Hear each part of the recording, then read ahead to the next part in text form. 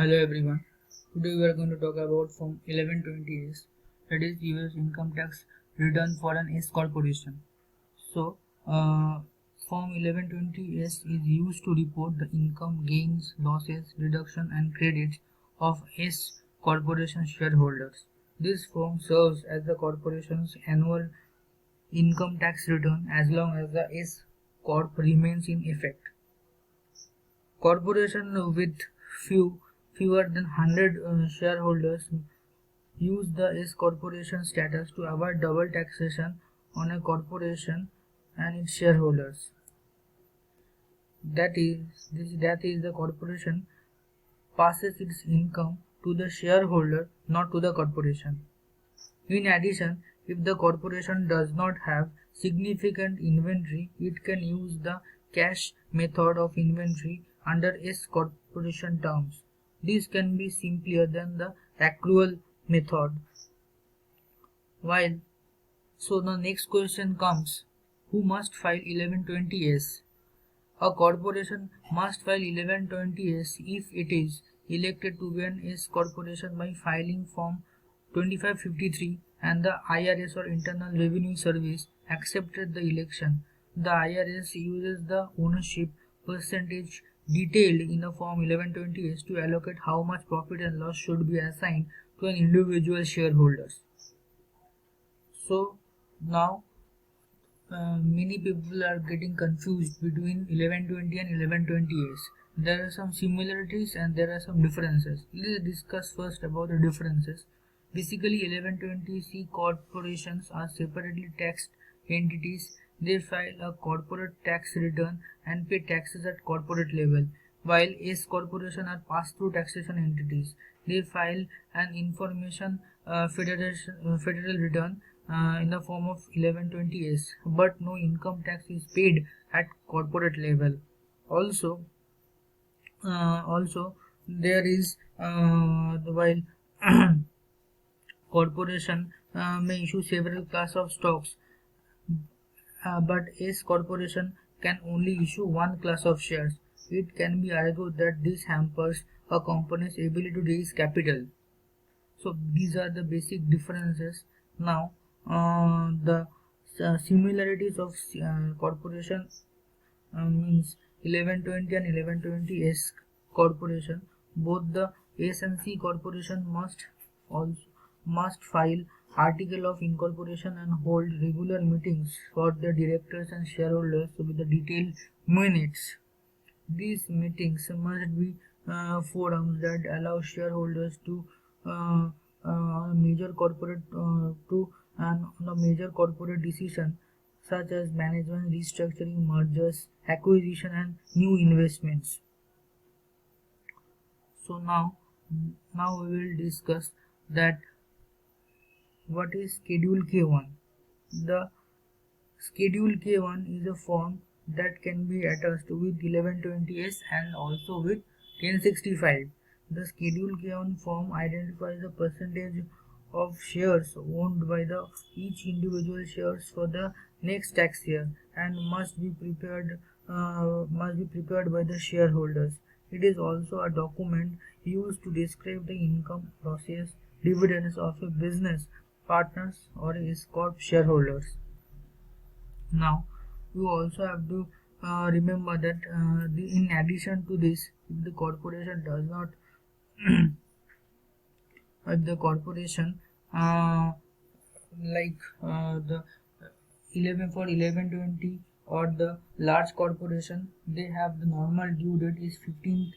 I mean, the 15th of April, but for 1120S the normal due date is 15th March, and if they get the extension, then the extension of filing the 1120S due date falls on 15th of September. Always remember this, guys, don't get confused. Now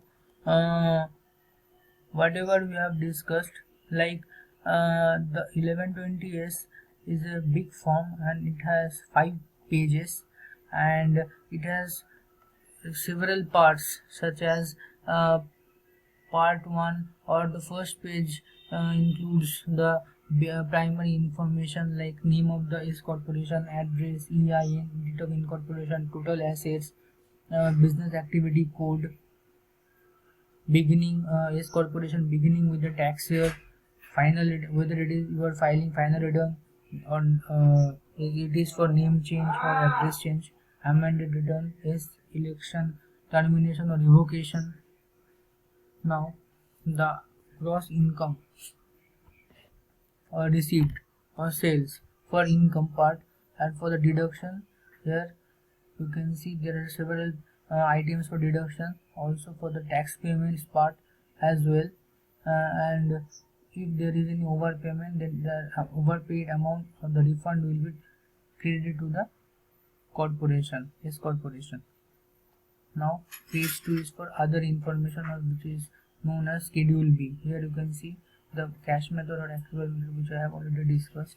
Now the business activity, product of service, name of the corporation, employer IAN, country of incorporation, percentage of stock code, if percentage is 100% and date of the qualified subchapter or subsidiary election was made for 4A, and for 5A at the end of the tax year did the corporation have any outstanding share or restricted stock. If yes, then you need to check here.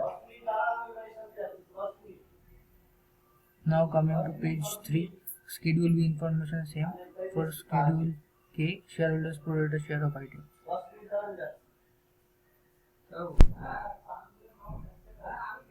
So now we are going to discuss it in our break. Here you can see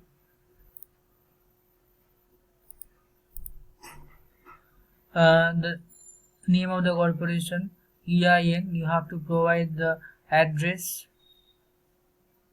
date of election as an S corporation, business activity, product of service, date incorporated, state incorporated, whether it is a final return, name change, change of address, amended is election, termination or revocation, everything you need to provide here. Now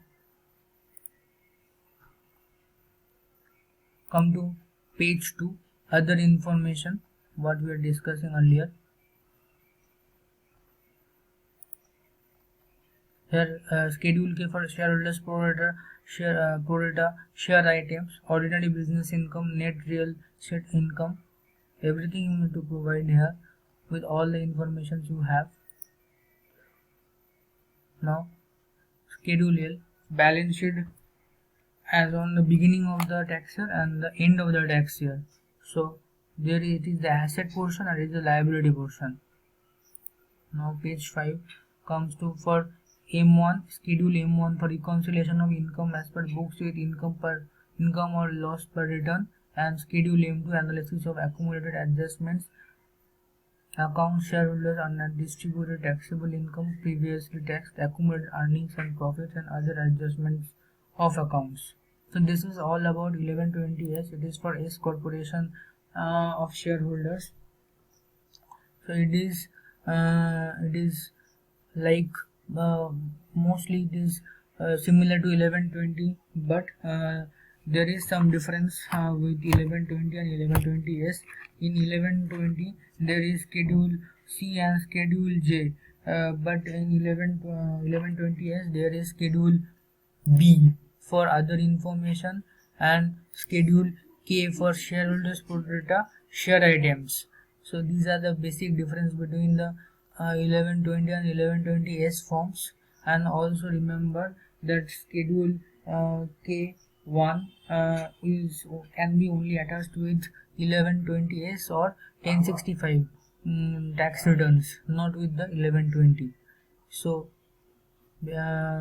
before wrapping up the video, I just need to quickly repeat what I have discussed. So 1120 is used to report the income, gains, losses, deduction and credits of S corporation shareholders. This form serves as the corporation's annual income tax return as long as the S corp remains in effect.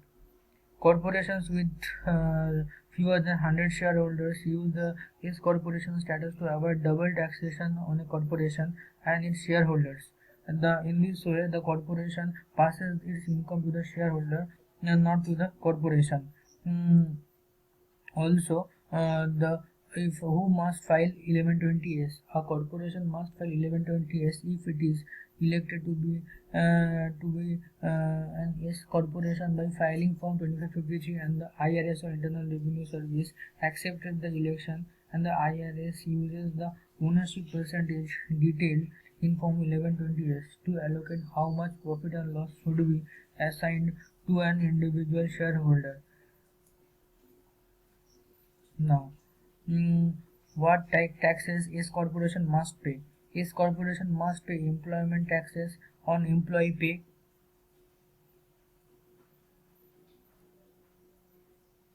including withholding and reporting shareholders, federal and state income taxes, paying and reporting FICA and medical taxes, workers' compensation taxes, and unemployment taxes. So, there are some similarity and differences between a C Corp and S Corp. So, the basic difference is 1120 C Corp Corps are separately taxable entities. They file corporate tax return, that is 1120, and pay taxes at corporate level. While S corporation are pass-through taxable entities, they file an information federal tax return, that is 1120S, but no income tax is paid on corporate level. Also, C Corp may issue several class of stocks. S corporation can only issue one class of share. So it is argued that this can hamper the company's ability to raise capital. And the similarities, like both the S Corp and C Corp must also file article of incorporations and hold regular meetings for directors and shareholders with details minutes. These meetings must be forums that allow shareholders to vote on major corporate decisions such as management restructuring, mergers, acquisition, and new investments. So what is Schedule K1? The Schedule K1 is a form that can be attached with 1120S. The Schedule K1 form identifies the percentage of share owned by each shareholders for the next tax year and must be prepared by the shareholders. It is also a document used to describe the income, losses, and dividends of a business partners or its corporation shareholders. The general or normal due date of 1120 is 15th March, and the extended due date is 15th of September. So guys, this concludes my video. Hope you have understood. Goodbye.